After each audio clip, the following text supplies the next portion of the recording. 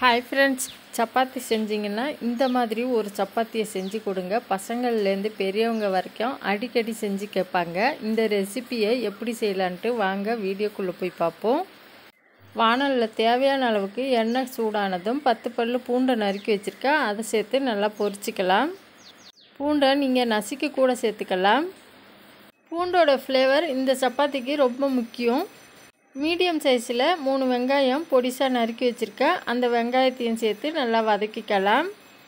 வெங்காயம் அதிகமாகவே சேர்த்துக்காங்க, நல்லாயிருக்கும்.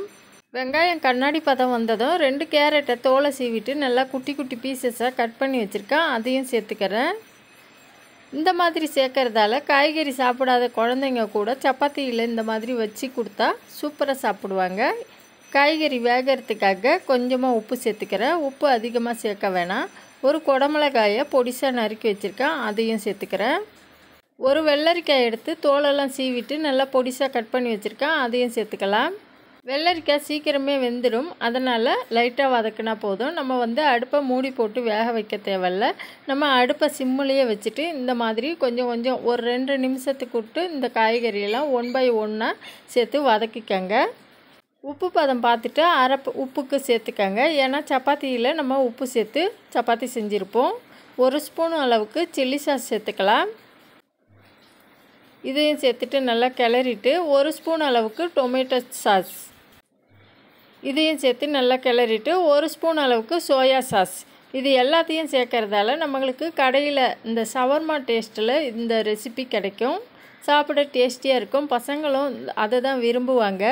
இது எல்லாத்தையும் நல்லா மிக்ஸ் பண்ணி விட்டுட்டு அரை ஸ்பூன் அளவுக்கு மிளகாய்த்தூள், நீங்கள் மிளகாய்த்தூள் வேணான்னா 2 பச்சை மிளகாவை கட் பண்ணி சேர்த்துக்கலாம். அரை ஸ்பூன் அளவுக்கு கரம் மசாலா இதை சேர்த்துட்டு ஒரு தக்காளியை மெலிசாக கட் பண்ணி வச்சுருக்கேன். இதையும் சேர்த்துக்கலாம். தக்காளி நல்லா வதங்க தேவையில்லை. அரை பக்குவம் வெந்ததும் இந்த ஸ்டேஜில் அடுப்பை நிறுத்திட்டு எடுத்துடலாம்.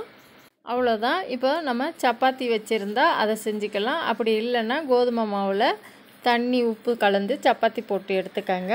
அதில் தேவையான அளவுக்கு ஸ்டஃபிங் வச்சு அப்படியே ரோல் பண்ணிவிடுங்க. அவ்வளோதாங்க. இந்த சப்பாத்தி ரோலு சூப்பராக இருக்கும் சாப்பிட. உங்களுக்கு எவ்வளோ தேவையோ அந்த அளவுக்கு கணக்கு பண்ணி செஞ்சு வச்சுக்கோங்க. சில குழந்தைங்க சப்பாத்தி சாப்பிட மாட்டாங்க, சில குழந்தைங்க காய்கறி சாப்பிட மாட்டாங்க. அதே மாதிரி 2ஐயும் மிக்ஸ் பண்ணி இந்த மாதிரி செஞ்சு கொடுத்தீங்கன்னா சூப்பராக சாப்பிடுவாங்க. அவ்வளோதான். நான் எனக்கு தேவையான அளவுக்கு சப்பாத்தியில் ஸ்டஃபிங் வச்சு நான் சுருட்டிக்கிறேன்.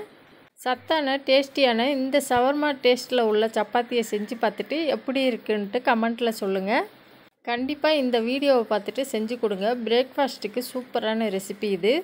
இந்த வீடியோ பிடிச்சிருந்தால் லைக் பண்ணுங்கள், கமெண்ட் பண்ணுங்கள். எங்கள் சேனலை பார்க்குற எல்லாருக்குமே ரொம்ப ரொம்ப நன்றி. இந்த வீடியோவை உங்கள் ஃப்ரெண்டு ஃபேமிலிக்கு ஷேர் பண்ணுங்கள். இந்த வீடியோ பிடிச்சிருந்தா மறுபடியும் சொல்கிறேன், லைக் பண்ணுங்கள், கமெண்ட் பண்ணுங்கள். தேங்க்யூ, பாய்.